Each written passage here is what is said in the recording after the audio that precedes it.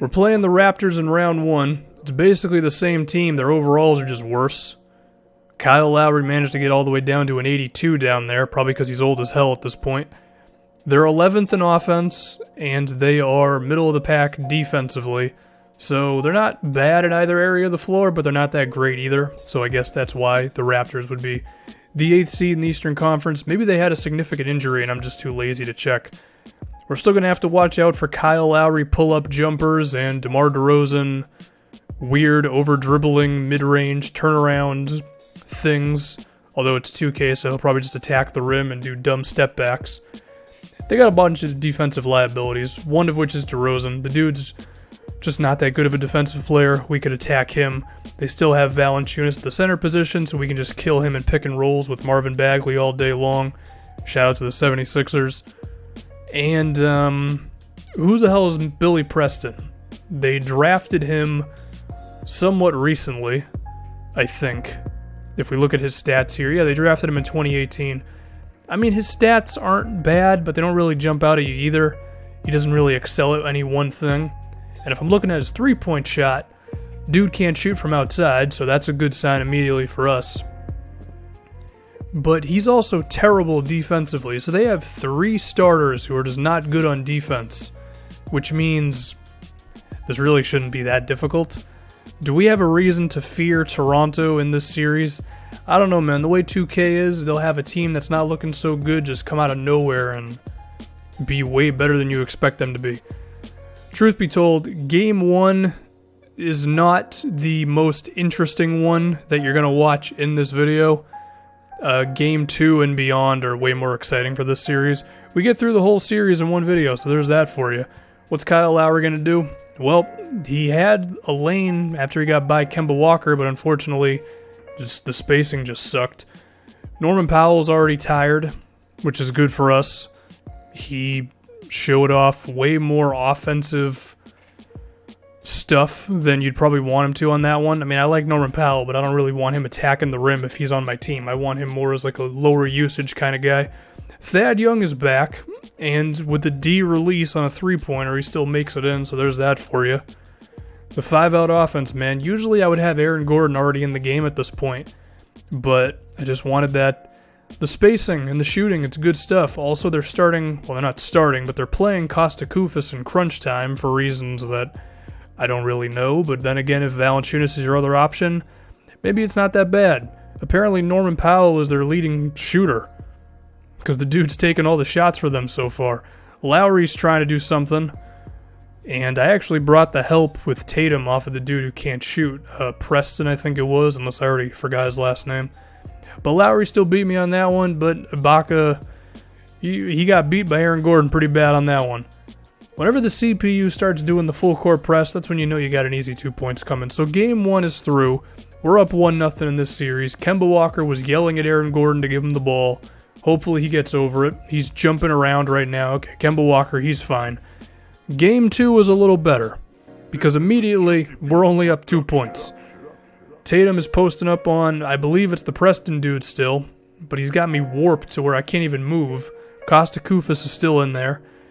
Jakob Poeltl is a player that is on the Raptors. He's a center for them, who I think could end up being their starting 5. Not this season, definitely next season, because I think he has a lot of defensive capabilities. Definitely a higher ceiling than Valanciunas on that side of the floor. Anyway, Kemba Walker's looking good. We finally getting some Kemba Walker scoring, which is good, because if I acquire him and he doesn't do anything, I kind of look like an idiot. I already looked like an idiot once, years ago, when we traded Joel Embiid for Dennis Schroeder, which I probably shouldn't be bringing up, but I am anyway. Kemba Walker's open for 3, and that's very good. I don't mind getting an excellent release with him because he's a damn good three-point shooter, so I'm not concerned that the three-point slider's too high. But then again, with Thad Young making one earlier, maybe it is, but he also got a D release. Marvin Bagley's falling asleep on defense. A weird series of events happens in this when Bagley just sucks on defense really bad for reasons that I can't explain. It's a good look. Didn't go in, but I'll take that shot.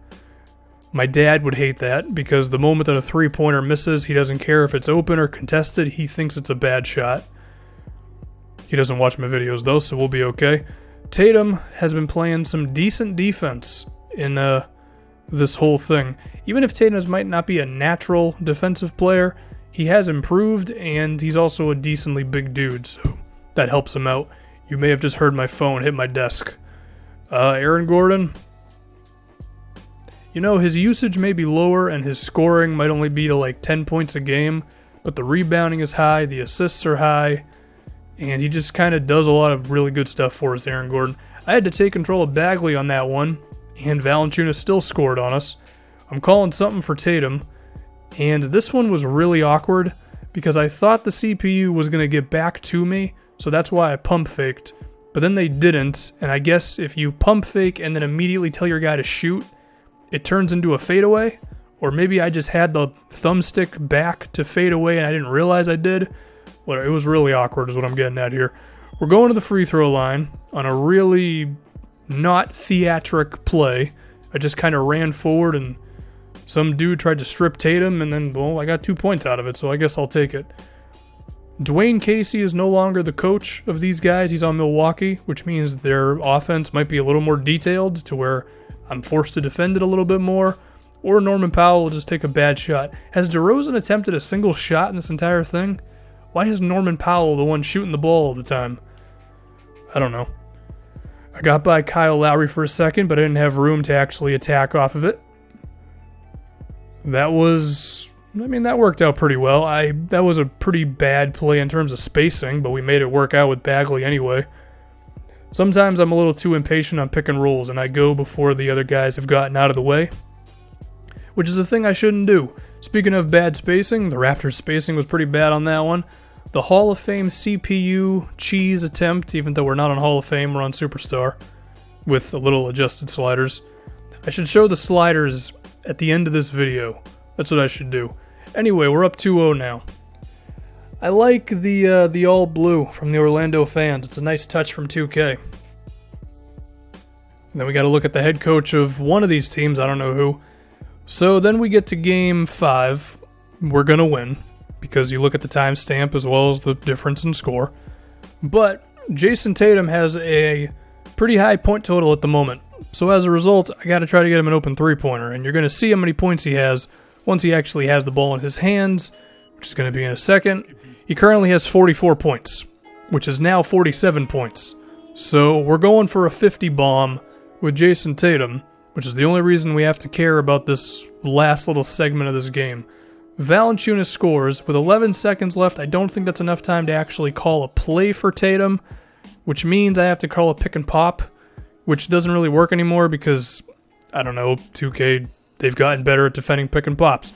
So unfortunately, Tatum finishes with 47 points, which is still really good. And we go on to round 2, where we're going to face, I don't remember who, but I'm sure I'll show you in a second who it is. I definitely do, because I'm looking at the file in Sony Vegas. We're facing the Bulls, who we already faced in the first round last season. Did it go 6 or 7 last year with them? I think it went 7, and it was a Marvin Bagley hook shot at the end that was huge, which allowed us to win that one. Basically the same roster, Jimmy Butler, DeAndre Ayton, and just a whole bunch of guys. Very interesting on the other side of the bracket, though, for us. The Bucks and the Cavaliers going to be going at it in round 2. Cavs swept the Sixers, Bucks 1-5 against Atlanta. LeBron James, at 36 years old, is still killing it. His scoring is a little lower, but his rebounds, his assists, his efficiency is all still there. He's still LeBron James, but he's going to be going up against the younger Giannis, the Milwaukee Bucks. That'll be a fun series, but we have to win ours. Oh, here are the sliders for you. CPU, I think that does an okay enough job of, having them actually make shots in. Sometimes they're tough, and, you adjust one little thing and suddenly they can't miss. And then, for us, I don't know, they're not too much different from each other. The only differences is, because I'm not going to show you every single thing because I'm a jerk, picture the CPU as well as our offensive awareness as well as offensive consistency dropped down to the 20s. The defensive awareness for both teams goes up, and the CPU's attack the basket tendency is a little down just because if it's at 50, I feel like it's kind of impossible to stop them sometimes.